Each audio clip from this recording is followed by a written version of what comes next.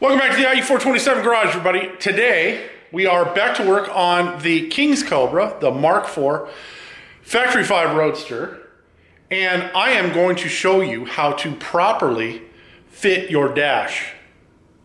Dashes, one of which is the dash we've been working on, filling the holes for the stuff that we didn't need holes for in the dash, and then I'm going to show you another dash that I have here. They're very similar in size, or they were. I've already trimmed the dash that's going to go in this car, but I figured it would be a good time to show all of you how to properly place your dash in the car. Because if you're not careful, you're going to end up with a huge gap where the crown of the dash fits underneath the body of the car. So there's a bunch of information out there on how to adjust your dash when you're fitting it before the body. I'm going to show you how I do it. That's not to say other people's methods don't work. I just choose to do it my own way because in the past, if I haven't done it the way I'm going to show you, we've ended up with a gap where you can actually see light in between the place where the body rests when it goes on and the top of the dash material in the car. Conventional wisdom will tell you that you need 3/16 of an inch from the top of the hoop right here at the edge to the topmost portion of the dash panel when it is in place. Now I've got probably less than that. Instead of 3/16, I've got probably closer to 1/8 of an inch. And you can see that in the center of the car, the panel does not protrude up past the actual dash hoop. Now, factor in that we're going to have vinyl and padding that's going to wrap around there. So it's going to come up probably another 1/8 of an inch. So it's going to come pretty close to being even with the top of that dash hoop. But you can see right here where we have material. Oh, let me get this down in here. We've got material that's sticking up past the dash hoop. Now, you can either leave it as it is, and it'll be just fine. Or you can do what I do, and that is to trim that metal. Now I have all the tools here to trim it, and so for me it's not a big deal. I've got the electric shear, I could cut it with that, but what I did on the dash that we're fitting to this car is I used the Beverly shear. I marked it with a black marker, and then I put it in the Beverly shear and I just cut along that black line. And so now it is at the same arc as that portion of the dash hoop. It's still going to be down a little bit in the center, and I'll show you that when I replace it. But it's close enough. Meaning once we get the body put on, and this is what you have to remember, when the body goes on in the beginning, it's going to have this arc to it that doesn't match the hoop of the dash. But as it kind of rests over a period of days, it's going to conform to the top of that dash hoop, and it's actually going to push the sides where the doors meet up with the body. It's going to push those out. So that's why if you go back to some of our videos, our previous videos, you'll see that after Jeff fits the doors, they fit perfect. And then before we deliver the car, I have to make small adjustments to the doors in order to make them work just like they did when they were at Jeff's shop. And that's just because as the body's kind of resting down in position, it's bolted on the bottom of the chassis. And so it's got nowhere to go down. And so when that center of the car kind of comes down, it pushes the tops of the side out. And if you know that before you put everything together, then you're not thinking, a week, two down the line after you get the doors fit up, why do the doors not fit like they did when I first did it? And that's why. That's why I generally don't put the windshield in like the next day. I wait for the body to start settling before I put the windshield in. The windshield will actually help that process. It'll push the body down and speed up the process. But I just prefer to kind of let the body come down on its own good time, put the windshield in a week or so later, and then I'm not fighting it. I'm not having to push down on the windshield in order to get everything bolted up. So Let me, oh, one more thing. This is my competition layout dash. I have this dash. I got this from a friend, Glenn Evans. Glenn had a water jet, and he was into making some really cool parts. I have a Factory 5 keychain that he did for, I think it was the 2015 Huntington Beach Cruise In. And so everybody that attended got one of these really cool keychains. And so Glenn made this dash.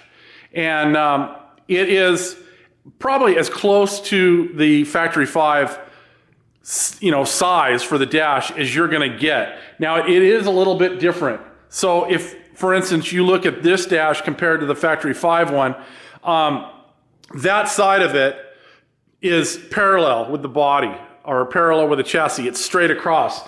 Where the one from Factory 5, you can see it kind of tapers up. And so there are minute differences between the two dashes, but they're about as close as you can get without, laying this one out onto a sheet of aluminum and making your own. Now, when I do make my own dash, and I have for many owners, because I'm not a fan of the street layout for the gauges that Factory 5 gives you, and that's what this is. This is the street Cobra layout, where it puts the speedometer and the tachometer right next to the steering wheel in a spot where normally the spokes of the steering wheel block one or both of them at the same time. And so I choose to move those. So if you look over on the dash that Glenn made us, you can either put the tachometer there, or you can put the tachometer over there and speedometer, in the opposite spot. And it puts like your gas gauge over here, and then that would be like your fuel level. Put your gas gauge here, and then it puts, like, you can put your oil temperature or one of those there, and then you can have your water and what have you right next to you, so you can see them and not have them blocked by the steering wheel. Getting past all that, what I like to do is I like to actually install this gauge into the dash before I mock it up in place. And then I bring the dash as far up as it will physically fit over here, and that's where I set the dash. So you'll see when I put this dash in, I've already trimmed this one. You can see right here, I trimmed it here, and I trimmed it over here. I've trimmed the ends off, and I'll get back to that in a minute. But I like to use that, and then if you're putting a glove box in, so for instance, if you're using the Factory 5 padded dash, the plastic one that comes with the vinyl covering already on it, it's pretty close to that aluminum panel that Factory 5 gives you to cover yourself. And it puts the gauges in the same location. So do the same thing. Put that gauge in that is on the farthest left, and then bring your dash all the way up as high as it'll go, and that's where it's going to sit on that side. And then match that on the other side, and I think what you'll find is that it puts the top of the glove box right against the 3/4 inch tube on the bottom. Now, where we did our brackets to attach the dash with the aluminum dash that we're using, that may not necessarily work over there when you've got a glove box going in place. So you may have to move that bracket. So keep all those things in mind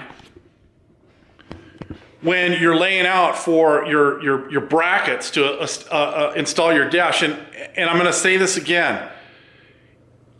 If you install the dash per the Factory 5 instructions right into that 3/4 inch hoop that makes the dash hoop, you're going to be sorry, because at least 2 of those fasteners are going to get covered up with the body.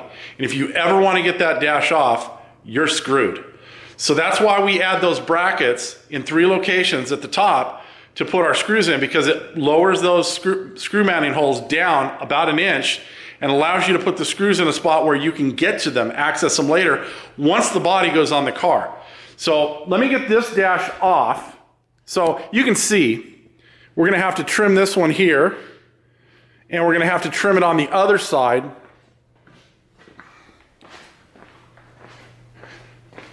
Just so that it's flush with the top of the 3/4 inch tube. So I hope you guys can see that. So right in here, I would mark that with a black marker, and then I would trim that. And as I said, if you don't trim it, it's not the end of the world. The body will just rest on top of that aluminum panel rather than resting on the 3/4 inch tube. And it's really not enough that it's going to screw up the doors. But I like to trim it. I like a nice smooth surface for the body to rest against. And so that's the way I do it. And I like the center to be as high as possible so that once our covering goes on there, we're more likely to have the body rest over the top of the dash rather than having a gap in between the top of the dash and the bottom of the body. It's funny because, you know, you have to be on social media if you do anything like this, have a YouTube channel or a Rumble channel, or if you want to advertise for yourself because you build cars, right? So the nice thing about that is there's endless material. The guys on these pages, these Factory 5 pages and the Factory 5 forum and what have you, there's always something on there to talk about. And today the subject was naming your car. So a guy, you know, comes on there and he wants to name his car whatever it is. You know, I'm not going to pull up the thread to look at it, but for whatever reason, he decided that he wants to name his car that, which I fully endorse. Right? We name almost every car that comes through here because it makes it easier for us to title videos. Right? That's why we do it. But I've told you in the past, if you go back to a previous video, I told you how Slytherin got its name. Right? Now, I don't name my daily driver, okay? It's because my daily driver, I love my truck, right? I love my little Ranger pickup, but it's an appliance. When it finally reaches the end of its life, I'll buy another truck to replace it, right? I love the time that I had with it, but it's basically an appliance. It's gonna wear out eventually and I'm gonna have to replace it, right? But a custom car is a little bit different. And I love the discussion that went on during this thread. There are some guys that, you know, immediately popped up and said, oh, I named my car this and this is the reason. I've told you why I named Slytherin. And, you know, I told you how the 25th anniversary car got the name Pauline. The prototype that was here, it was the last car that we just delivered to Texas this past year. It got its name and it just happened, you know? It was organic, you know what I mean? I don't force a name on a car, it just kind of happens. So the discussion was going back and forth, and of course, there's always these guys that are going to be negative on one of these threads. It's like, well, who would name a car? You know, it's just an inanimate object. Why would you name it? You know, I don't refer to it as he or she either because it's just a car. Well, I will have you know that every project that any of these major car manufacturers have start out with a name. Now, sometimes the names may be a number, but let's just take the engine. Let's take the 5-liter dual overhead cam VVT engine that Ford is selling now as a crate engine that goes into the Mustang. The code name for that was the Coyote. The Mustang that some of the new engines, the iterations, the later iterations of that Coyote motor are called the Dark Horse. So even the car manufacturers give these things names. So I'm going to put this question to you guys. All you naysayers out there that aren't going to name your car. When you're at a car show, or let's say you stop for gas, and somebody asks you, hey, what kind of car is that? What do you tell them? You tell them it's just a car? That's just my car. It doesn't have a name. Or do you tell them it's a Factory 5 Mark IV or Mark III? Do you tell them it's a Daytona Coupe? What is it that you tell them that your car is? Because it has a name. Whether you choose to say that it has a name or not, it has a name. Factory 5 gave it a name when they sold it to you. It's a Factory 5 Mark IV, it's a Factory 5 Daytona Coupe, or it's a GTM, or it's a 35 pickup, or it's a 33 hot rod. They gave it a name. So think about that. All right, I've got the new dash put in, and you can see the Factory 5 dash doesn't quite make it up to the same spot on the dash hoop as the one that I have here from Glenn. Now, the dashes are all laser cut. So the dash on every car is exactly the same. However, the way it fits the car is not. So I'm going to stress this again, that even though this car is welded in a chassis jig, meaning all the parts are assembled in a jig, and then it is welded in place in that jig. And that jig is there in order to limit movement during the welding process to keep that chassis as straight and true as it could possibly be. However, heat does things to metal, and the metal moves. Not just when it heats, but when it cools. And it doesn't always go back to the same spot it was when it was cool the last time. So every one of these dash hoops in every Mark IV is going to be just a little bit different. And so the reason that I do these dashes the way I do them is to accommodate for that dash hoop variance. So again, what I do is I put this one gauge in right here. So I screwed the, I think it was the tachometer. I've got them in the trunk. And I screwed the tachometer in there, and I centered it in this opening. Now, that's important too. You need to center it in the opening, because without the vinyl and padding on this hole is oversized. The padding and the vinyl take up some of that gap around the outside and make the gauge more snug in the hole. So if you are putting your own material on this aluminum dash, keep that in mind, because since the holes are oversized, let's just say you use vinyl or you use leather and it doesn't have the padding, you're going to have to be more careful about how you place your gauges into the dash openings, because they're still going to be big, and you're going to have to make really certain that you don't have any gaps around the outside. So I left just enough room between this portion of the hole for the gauge and the bottom of the 3/4 inch tube that there's enough room for the lock nut that goes on the back of the gauge to hold it in place. That's it. If I could have taken it any higher up, I would have, because I want to limit the amount of this right here, this gap in between here and here. And as I said, some of that's going to build up. It's going to build up to about halfway in between where we're at now and where it's going to end up when we put that padding on there. But it still, in my mind, should go all the way to the top. That's when I make a dash from scratch, I make sure it follows the hoop.